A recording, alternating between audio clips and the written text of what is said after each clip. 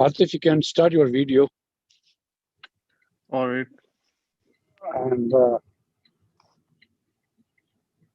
Should we get started then? yes, Bismillahir Rahmanir Rahim. Thank you everybody for joining us on a second hack career seminar. And today's seminar will be led by Hatif Naqvi, who will be talking to you, give you some presentations. At the end, you can ask the questions, and he will gladly answer those questions. So I will let Hatif Naqvi to lead from here. And once All right. again, thank you all. Thank you. All right. Assalamu alaikum, everybody. Yeah, so Riaz's uncle gave me the introduction. So I'll give you guys a little bit of background to my education and what I currently do. So I graduated from Haskell School of Business about 2 years ago now, and I have been working within the industry for almost 2 years. Um, I graduated in Haskell in management of information systems. So I focus mainly on technology and how we can adapt technology within various companies and how it can be used in a very efficient way. And a lot of database work as well is what I do, database reporting, data analytics as well.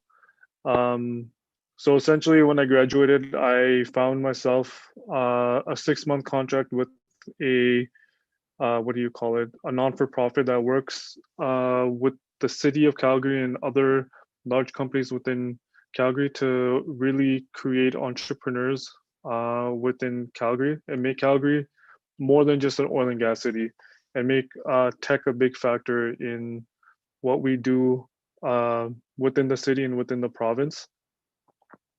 So I did that for 6 months. I had a good contract with them. Essentially, I was doing systems and reporting as well. So one of my main jobs was to implement some of the software to align with a lot of their strategy and their targets for the next couple of years. And then when I finished that contract, I'm currently working at Canadian Natural Resources. So if you guys aren't aware of who they are one of the largest oil and gas companies within Canada. We employ about almost 10,000 people um, within Canada, and we work both in Alberta, parts of northern Alberta, and then we also have some shoring in the UK. And yeah, so the company is very big. What I do for them is business. I'm a business intelligence analyst. So essentially, a lot of work comes down to database maintenance, systems maintenance, as well as troubleshooting a lot of systems and database work, and a lot of reporting as well. And I assist a lot of the finance department doing that. So I don't have too much experience within the oil and gas industry, but I have a solid understanding of what is going on within the industry and how it's looking moving forward. Um, so yeah, to start off the career seminar, I guess, from my perspective, what the oil and gas industry is, um, it's what we know as Alberta as a main economic player. Um, a lot of people think that oil and gas will disappear one day. Um, it's not going to disappear anytime soon. Uh, the thing with oil and gas is that we are so heavily reliant on it still that regardless of what happens, if anything, job losses will occur. But that's only because oil and gas companies are just becoming a lot more efficient in how they run and how they plan on moving forward. What a lot of people don't realize is oil and gas companies, a majority of their workers actually sit idle majority of the time. Not always, and not everybody. It just depends on what group you're within and what you're doing for the company. But there's still a lot of work to be found within oil and gas industry because a lot of the people within oil and gas right now are aging. Majority of the people I work with personally are at least 40 years old, if not older. On my floor specifically, I think I'm the youngest person on my floor. I'm around like 24, 25. And everybody else on my team, the youngest person I think, the second youngest person I think is like 40. So there's a lot of room to find jobs within the industry still. So anybody coming in from university or who has graduated already, there's going to be lots of opportunities because people are going to retire, and soon after we're going to find a lot of job vacancies. So regardless of what's going on, I do think there will be a lot of job opportunities in the future.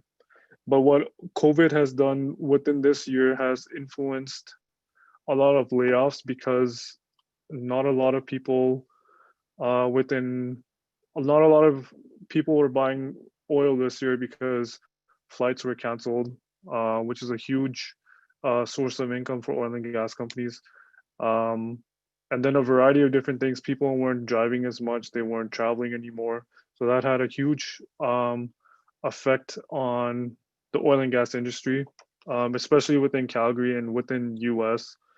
Um, but it really depends on how well the company is functioning in the first place, and those things will come afterwards. But if you were within CNRL, luckily my company has retained almost everybody and hasn't laid off a lot of people. So it really depends on what situation you're in. But oil and gas, still, there's a lot of opportunity there for new engineers. There's still a lot of internships coming out, which is great, especially for people looking to enter any industry and just get experience. It's a great place to start because it gives you a solid base and foundation for you to learn and grow off of. Because oil and gas is so structured on how they do business and who they deal with and how they operate in general, that it's a great way to learn and really gain those foundational skills. And then you can use those skills and apply them into other parts of your career and other companies that you go into. So that's one really great thing about oil and gas. And for anybody who's graduating or looking to graduate, one of my biggest pieces of advice I give them is that learn as many digital skills as you can, because um, as time has evolved, even within the last couple of years, technical skills are becoming a lot more valuable because there's a lot more things you can do with it. There's a lot more advancement within the workplace as well regarding that stuff. And we're just changing into a more technological savvy and technological savvy group of people, as well as technologically advanced as well. So for anybody who's graduating, I'd say learn any digital skill you can, whether that's data analytics, learning how to code, or any form of useful digital skills. You can Google the top 10 most useful digital skills moving forward for 2021, for example, and you'll find a list of them. And then generally, you can also find a bunch of free seminars as well as classes online from top universities like University of California, Berkeley, some US schools. Harvard has a few, I think Stanford as well as MIT as well. They have some great online courses. And if you'd like some help finding them, you can give me a shout out after this or anything, and I can help you guys find what you need. But digital skills are becoming so valuable that you honestly will not be hired if you don't have some. Uh, Not necessarily within oil and gas, but just overall, it's very important to have it, in my opinion. And you can be in any field. You don't have to be an engineer or business student or anything. You can be a communications major. You can be an arts person. You can take um, you can take on a lot of these jobs without having any degree. But as long as you have proof of work to show it, you there's a lot of opportunity. Um, but yeah, there's a lot of other things within oil and gas that are happening. Um, if you if oil and gas aren't hiring right now, there's a lot of other industries within energy that you can look into, is like uh, sustainable energy. Like there are a few companies within Alberta, such as TransAlta, Brookfield Renewable Energy, as well as a few other ones. I believe they're based in the US, but there are a lot of other sustainable energy companies that you can join where especially for engineers. I think they'd find a lot of useful use in applying to those companies, and they're really good and stable jobs as well. Um, and long term, that's where it looks like we're moving anyways to more sustainable energy, and especially nuclear energy as well. We have a few nuclear energy plants within Canada, out in Ottawa, Ontario. So looking into companies that create renewable energy now is a great opportunity for you to learn um, and have a great career within that as well. Um, from my personal perspective, um, Alberta is trying to change its outlook on how its economy is. We're not going to be we're not going to be just oil and gas anymore. We're looking to create more tech companies, tech jobs within Alberta. For example, I believe last month Benevity is tech company that does a lot of the payments for large organizations such as Google, Amazon, Apple for donations on where and how they transfer money from corporate accounts into like charitable foundations for to where they donate from. And the company based in Calgary actually got bought out a few weeks ago for $1 billion by UK asset management company, I believe. So that goes to show that there's other opportunities within Alberta to find a great career outside of oil and gas, in tech especially. And there's going to be more to come. For what I know and for my experiences with my previous job, there have been a lot of great tech companies that are on the come up.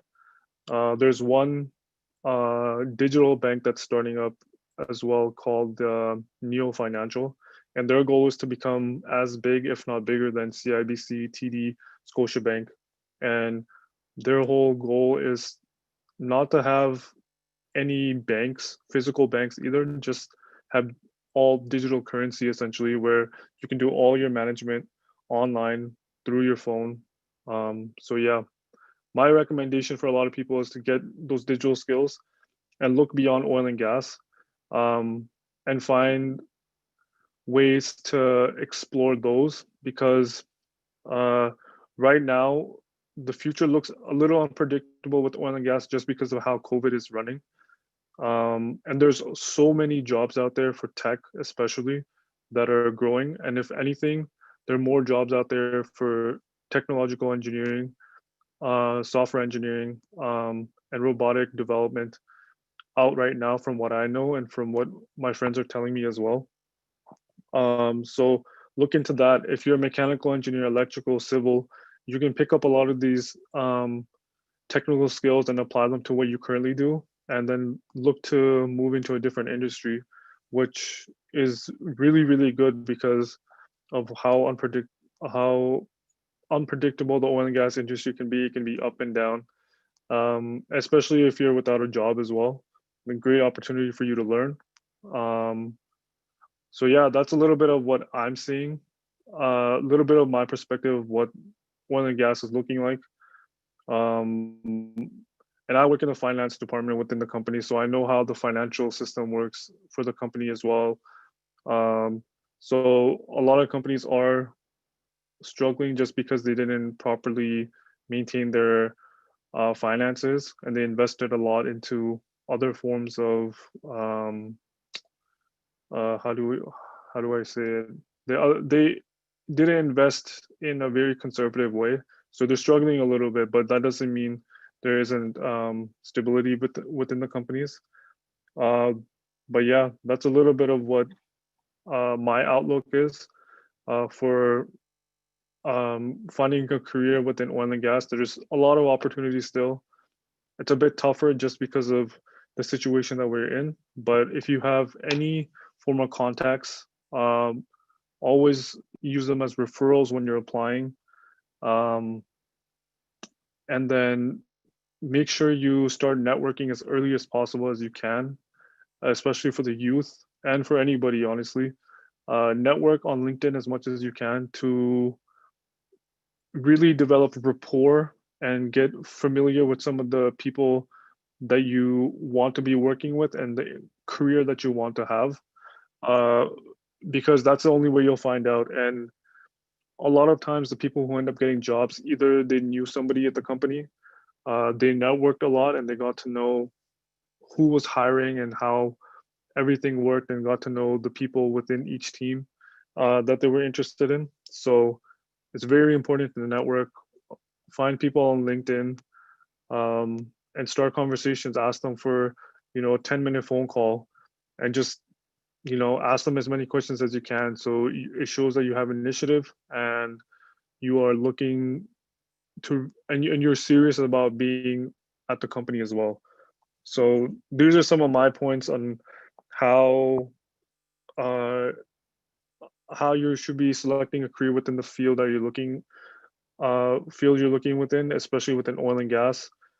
So yeah, if there's any other questions, we can start the questions section now, and I can go into more detail if need be.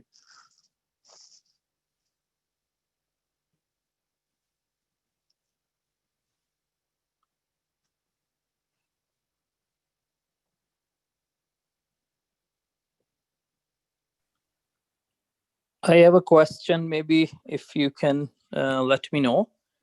Okay. Yeah, just wondering about this automation, technological IT advancements, which is happening across the globe, especially in the North America. Just wondering, are you able to see something is happening in IT? Because all the automation is happening in oil and gas, in the big companies, in the US especially. So, have you seen anything change which is being adopted by the Canadian oil and gas market, like the cloud computing you were referring about, the cloud Mm-hmm. computing, or the Google or Amazon or Microsoft, like that? Uh, is there any kind of a trend in the pipe at the moment, or anything is planning stage by any chance, if you know? So from what I know, the Canadian oil and gas companies are very, very slow on adapting to technological change. And they're very, very, in my opinion, they're very far behind from what the US is doing. But that's also partially because the US has so much more money for them to invest into this stuff. Um, some of the bigger name companies within Canada that have invested into cloud computing, into some other technological like automation services have been Suncor, Synovus. Husky also did some work, I believe, but for example, CNRL hasn't, because we focus on low cost development. So our focus isn't on technological advancement, um, because that we focus on developing low cost oil services for our vendors and for who we sell to. So in my opinion, the Canadian oil and gas and energy sector is far behind in technological changes, but we're going to slowly get there. Um, and another issue is with COVID. Because of that, since there's less money coming in, it's going to take a bit longer.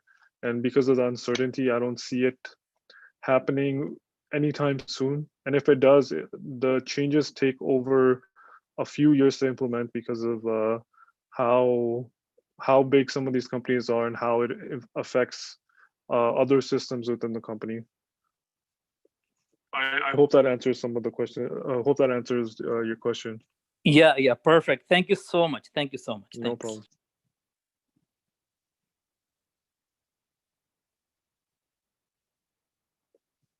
I guess there's another point I forgot to mention. So anybody whoever is going into university right now, and whoever is applying, one of my recommendations is to look into going to university outside of Alberta if you don't want to be in the oil and gas industry. Uh, the issue with the oil and gas industry when it comes to um, Alberta, or going to university within Alberta, for example, University of Calgary or Alberta, they they focus heavily on oil and gas companies, and everything around every other industry that you go into is affected by it. So if I was working at IBM, for example, and my biggest contract was with Suncor, and Suncor just took off one of its biggest uh, capital expenditures. So one of the biggest projects was just canceled because of COVID. All of essentially everybody who was working at IBM for that for that project is now laid off as well. So one of my recommendations, if you don't want to be in oil and gas, is to look into going to university outside of Calgary or Edmonton or Alberta. It is expensive. I understand that. I know that from personal experience and from friends. But if you're looking to get a job outside of Alberta, it's a really big issue because, like I said before, if to essentially get a job in Toronto or in Vancouver, you need a reference generally. So if you're looking to work in, the finance sector, so at one of the big banks as an investment banker, its ideal situation would be to go to university there. And that's from my experience and that's from my knowledge and my friends that do work in Toronto now. One of my closest friends used to work at Imperial Gas as an intern, and then she actually ended up moving to Toronto and working for a startup company. And she said that when people asked her what university she went to, she said University of Calgary, and a lot of them weren't aware of what University of Calgary was. So that familiarity with the Western universities is not very high unless you go to University of British Columbia, UBC. But yeah, if you're planning on staying within Alberta, um, going to the universities here is great. Just make sure you network a lot, and it'll help you so much in getting a job over somebody else. But yeah, that's just a little something I forgot to mention earlier. Hi, this is Wissam. I have a couple of questions for you. First one is in regards to supply chain and the use of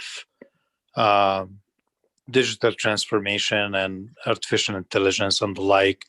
If you're aware of anything that CNRL has done in that domain. And the other excuse me. And the other question I have is in regards to you've mentioned Harvard, Stanford, and MIT, and what have you have very good online programs. Are there any particular programs that you recommend based on what's predicted to be the highest paying job in the next decade, if you will, in those areas of Okay. Okay. Sure. So in regards to supply chain automation, from my knowledge and my opinion, CNL is very far behind, but that's because they've always just focused on being low cost. And I work with a lot of people that were brought on from Shell Canada when we bought them out, and they were telling me the same thing about CNRL being very cheap and not investing into new technology. So from my knowledge, I am not aware of any of the supply chain automation. I can get some more information to you about that because I have a very close friend working in supply chain. So he can give me a little bit, he can give me a little bit more information in regards to what we're doing at the moment. But nothing that I know of internally that we've been updating or upgrading. And then in regards to online programs, so you can use a lot of these free ones if you want. They're good. There's a lot of good ones that are out there that you pay for as well that are a lot more engaging. So there's a lot more learning opportunities for you in that sense. But in terms of what you should learn, a lot of them teach you all the basics within Java, Python, C++, C Sharp, and C, and when it comes to programming in general. At the end of the day, what will land you the job is your connections and the body of work that you have. So the more assignments you have completed, or the more, what can I say, the more body, not assignments, just projects essentially that you've completed that are very high level, will get you the job, because that's what I've noticed. I was talking to a friend about this before. He said that he had he knew one guy that graduated high school. Instead of going to university, he did like a 2-year boot camp for coding and software engineering. And after the 2 years, he was hired by Google. Um, Getting hired by Google is hard on its own, because you go through, the average person working at Google goes through about 7 interviews before they get a job. But essentially, you just have to continuously work on it, which is what I'm doing at the moment as well. Just find as many projects as you can. Start off with obviously low level stuff, and then work your way up. And then really, and depending on what job you're looking for, find people on LinkedIn and see what they're doing, and just message them and really get to know about what they do day to day. And then secondly, this is what I've done as well: get to know what they've done day to day, and ask them what their opinion is and what I should be doing to get a job there. And if they have any tips and tricks, that's usually what I take in, and then I try to do the same thing. But yeah, I can, if you're interested, I can share my email with everybody in the chat, and then if you guys have any questions, or if you want the links to some of these programs, I can send them to you afterwards. Yeah, that would be great. What I was, just as a quick follow-up, if I may, I wasn't necessarily looking at programming, kind of field entry jobs and what have you. I've been in the oil and gas for about 15 years, and prior to that, I was in the manufacturing sector in Okay. the business for about 10. And right now, I'm a manager at a midstream company of supply chain on the Trans Mountain Expansion Project. It's a $12.6 billion investment, if you heard about it. And Yep.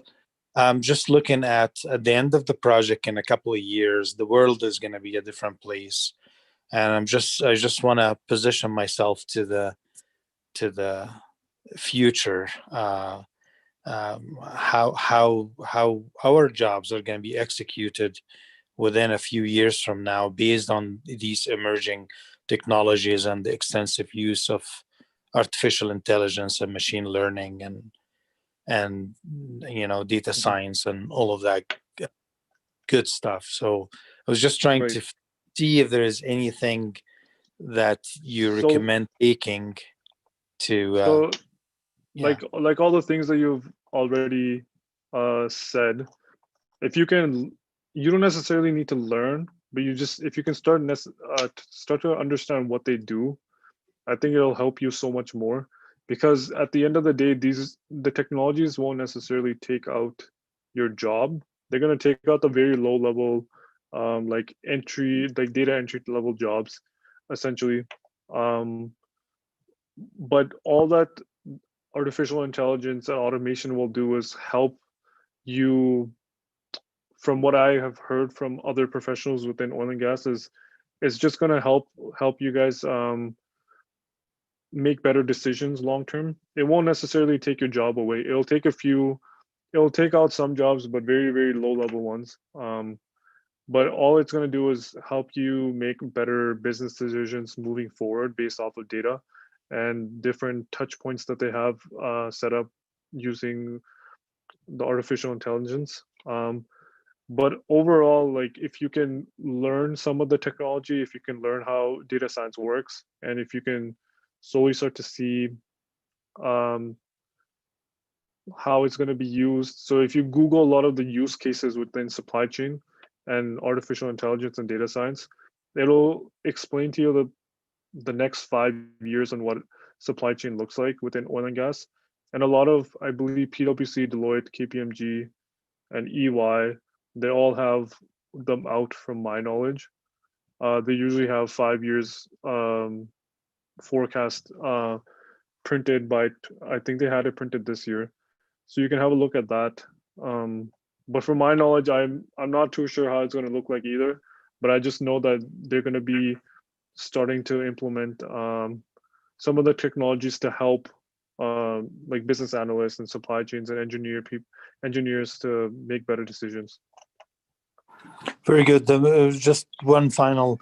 You mentioned Googling case use studies and what have you, and you've mentioned that KPMG, Ernest and Young, and another company has like a 5-year forecast. Deloitte and PwC. So they have Deloitte and House Cooper.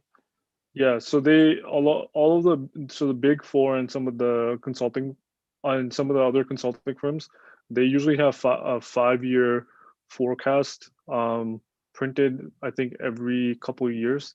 So if you look up supply chain oil and gas 5-year forecast and then put PwC or any of the names afterwards, it'll bring you up a PDF that they usually usually in the form of a PDF link, and it'll give you a forecast of what oil and gas looks like and some of their subsectors within each one, and it'll give you like a rough idea of what is going to happen. Very good, thank you. No worries.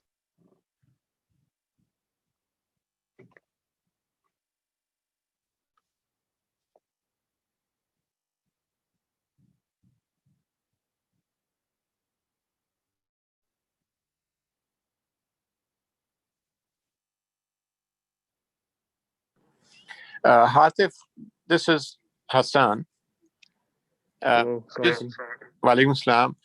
Just a question, a follow-up question on what Wissam was talking about. Would it help if people like Wissam can take audit courses, specific audit courses, to sort of embellish their knowledge base? Audit courses in what sense? Are we talking about accounting? No, when I'm saying audit courses, I'm talking about courses at the University of Calgary where they can just attend without getting any credit. It depends on what courses you're looking at. And I don't think it'll help you too much. If anything, it can be a very time consuming, and if anything, it might become more confusing depending on your level of knowledge. Mm-hmm. Which is why I was saying if you can do your online studying yourself or find free online courses for you to learn a variety of different skills, I think that's probably the most beneficial thing and easiest to go by, because there's millions of resources at this point where you can learn a lot of you can learn anything. So it's probably easiest to do it that way. And in my opinion, some of the university courses are not the best, depending on who you get and everything. So right, you might find more knowledgeable people online, and there are a lot of really great forums out there too that give you great tips on what to do. I'm sort of out of touch with some of the current scenarios because I graduated way back. So yeah. Yep. Thanks very much for the answer. Yeah, no worries.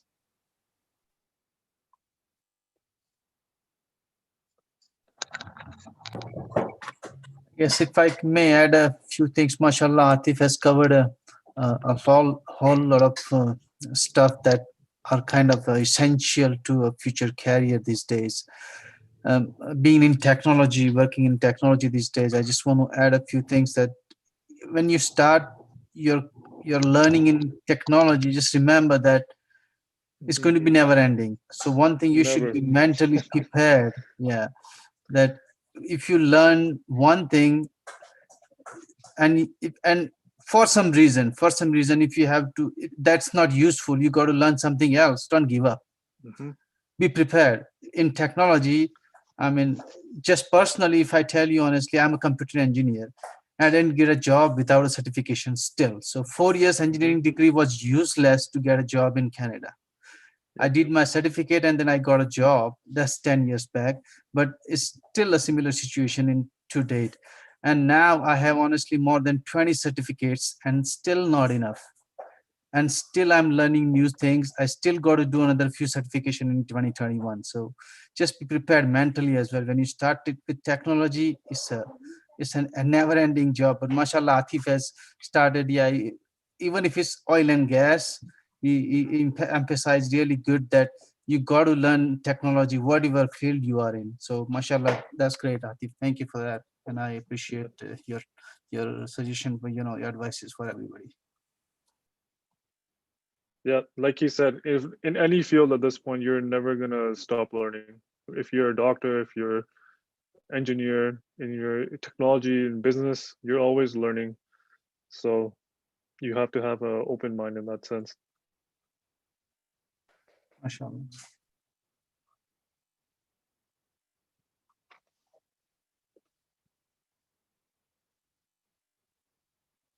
Okay, I guess Brother Riaz, is he there? I guess anyone else has any other questions? If not, then we Yeah. can conclude right Yes, here.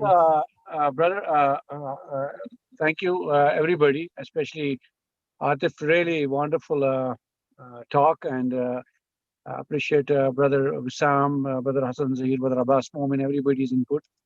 And we will be doing the further sessions like that. And it was really informative, and we have to learn till we take our last breath. And mashallah, great job.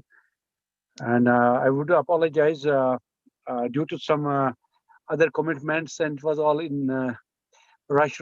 We missed our resident Ali Maulana Sayyid Haji's inaugural starting the short speech. Normally he's supposed to do, but we could not schedule the Sayyid Hadi Saab this time, and that's ultimately my fault, and my apologies. And inshallah, next session, like past Maulana Sayyid Hadi will be starting this in the beginning, and then whoever will be hosting or leading the career seminar will follow. And thank you on behalf of Senior Student of Calgary, everybody. And Jazakumullah khair. All right, thank you everybody Thank you, for brother attending. Hawaj. Thank you, Atif.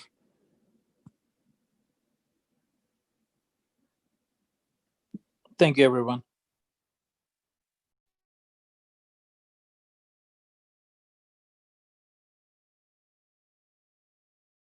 Should we conclude the program then, or?